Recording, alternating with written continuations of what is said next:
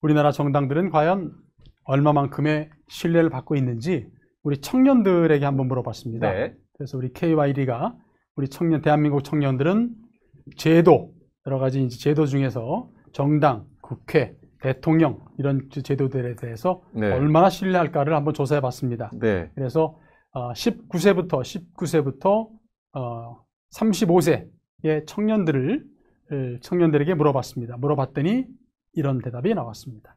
이것은 보기가 힘들어서 좀 네. 키워서 보겠습니다. 네. 이렇게 보면, 자, 여기에서 한번 이렇게 잘 천천히 보십시오. 50% 이상을 넘는, 그러니까 50%를 넘어야 신뢰가 아주 신뢰한답니다. 근데 우리나라는요, 없네요. 신뢰를 받는 그런 정치 제도들이 없습니다. 그나마 경찰이 41%네요. 네, 그나마 경찰이 42%로 제일 높고요. 네. 또 한 가지 재밌는 거는요, 우리 젊은 유권자, 청년들에게는 검찰도 높게 나오더라. 32%입니다. 네. 두 번째로 높아요. 이 조사에 의하면. 네. 네. 가장 낮은 거는요, 뭐일 것 같습니까? 대통령, 국회 뭐 이러겠죠. 네. 네. 정당입니다. 네. 정당. 경찰 옆에 있는 정당. 정당이 더 낮구나. 17.1%. 국회가 17.9%. 네. 도토리 키는 쟀는데 조금 낮네. 네. 네. 근데 정당보다, 그러니까 국회보다 더 낮은 데가 어딘지 아세요? 정당 옆에 있는 거예요. 종교단체. 아마도 제가 보기에는 종교단체들이 네. 너무 깊숙이 정치에 개입하고 하기 때문에 그렇지 않나, 이런 생각이 듭니다. 우리 종교단체들이 정치에 개입을 하네요. 네. 하고 신경을 있죠. 안 쓰고 있었는데 보니까. 네, 맞습니다. 아니, 정교는 분리가 돼야 되는데. 네, 맞습니다. 네. 네, 그래서 이제는 종교단체들이 사실은 정치 영역까지 들어와서는 되지 안 좋다는 이런 생각을 독일 하고요. 같은 경우는 기독교 민주당, 네. 그러니까 CDR인가가 그거죠. 네. 네, 맞습니다. 그게 보수적인 기독교 정당이죠. 맞습니다. 네. 네. 개신교죠. 네. 개신교 정당인데, 근데 그런 경우는 어떻게 보면 기독교 정당이라는 그 교회 운동으로 시작을 해서, 그래서 교회도 제가 이제 앞에 보여드렸듯 교회도 어떻게 보면 운동이었었거든요. 네. 그래서 이제 말하자면 성령 운동, 그래서 교회 운동을 통해 가지고 정치를 한번 바꿔보자라는 쪽으로 해서 사회 운동화된 정치 운동의 연장선상이었지. 네. 지금과 같이 깊숙이 개입해 가지고 말하자면은 한쪽에 적으로 세우고 한다든지 이런 패턴은, 그런 형태는 아니었죠. 네. 자, 그래서 이걸 봤을 때 청년들이 정당을 신뢰하지 않습니다. 남녀를 보니까 우리 여성이 더 신뢰도가 낮아요. 아주 어떻게 보면 혐오하고 있다 정도로 네. 낮고요. 또 연령별로 봤었을 때는 나이가 조금 더 들수록, 그러니까 말하자면은 더 그러니까 이제 지금으로 이번 처음 선거할 우리 최초 유권자들보다는 18세, 그다음에 19세, 20세 처음 하는 거 아니겠습니까? 그분들보다는 30세, 34세 연령대가 정당에 대한 신뢰도가 훨씬 낮아요. 해봤거든. 네, 투표 이미 몇 번 보았거든요. 네, 이건 경험으로 이미 이제 보아왔기 때문에 네. 혐오하는 그런 모습들이 보여집니다. 네. 저는 이걸 보면서 느끼는 게, 원인이 왜일까요, 이게? 원인에 대한 한번 진단을 한번 해볼 필요가 있을 것 같습니다. 네. 저는 그래서 일단은 두 가지로 접근하고 싶은데, 하나는 제가 이제 계속 말씀드리는 것은 제도를 바꿔야 된다는 것인데, 사람을 바꾸는 게 먼저냐, 제도가 먼저냐, 항상 우리가 질문하는 내용이에요. 그죠? 네. 같이 가야 됩니다. 사람과 제도는 같이 가야 된다. 어떻게 먼저냐?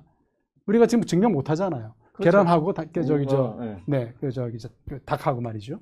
그런 것처럼, 그래서 저는 제도적 개혁을 한번 이룰 수 있게끔 선거제도 개혁 한번 정말로 고민해 봐야 된다. 이 부분이 아까도 지적했듯 여야가 선거제도 개혁권을 가지고 있습니다.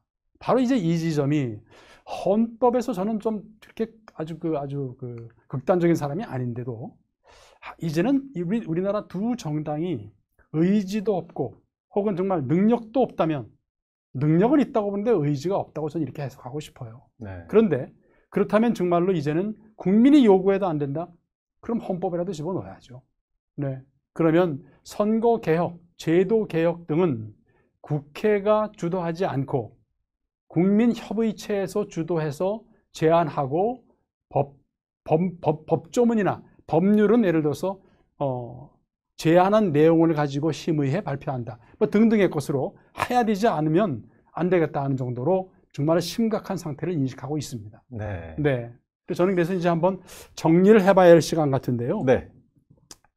정치개혁, 정당개혁은 이제 정말로 시대적인 요구 같습니다. 네. 그래서 보면 정치의 낙후, 우리나라 경쟁력의 핵심적인 아킬레스건이다. 결국은 이 문제 해결 못하면 국가 운명이 참 위태롭다. 이렇게 그렇죠. 생각되고요. 네. 또 한 가지가 이제 그렇게 해결하기 위해서는 그럼 무엇이 필요할까? 청년들이 좀 깨어났으면 좋겠다. 네. 청년들이 더 많이 참여했으면 좋겠다. 청년들이 더 많이 참여해서 좀 더 많은 발언권 좀 얻었으면 좋겠다. 정치로도 좀 들어오고 또 정치 개혁을 주도할 수 있게끔 정치도 좀 많이 배웠으면 좋겠다. 정치를 배운다는 것은요, 설득의 방법을 좀 알아야죠. 그렇죠. 어떻게 합의하는지를 좀 알아야죠. 그렇죠. 이런 것들이 좀 필요하다고 보고요.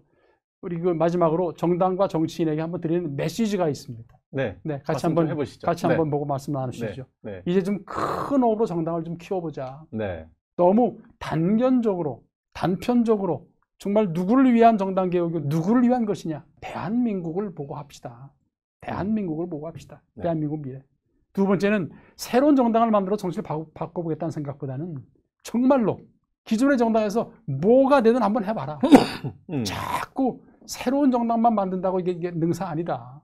능사 아니다. 어떤 방법으로든 한번 방법을 강구해봐라.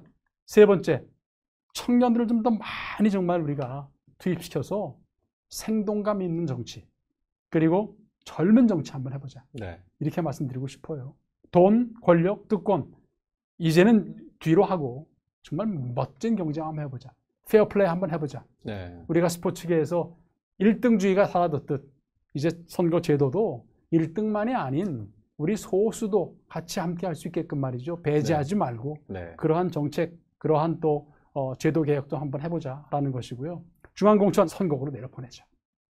빨리 내려보내자. 네. 한번 강구해보자. 그게 안 된다면 일단 권역별로 먼저 하거나 아니면 전체 유권자, 그러니까 선거구 중에서 10개, 한 20개 정도라도 먼저 실험적으로 한번 해보자. 네. 거기에서 문제점들이 발견되면 또 우리가 한번 다른 방법들을 강구해보자. 그래서 이제는 저는 메시지로 정치적 대립 이제 끝내야 할 때다.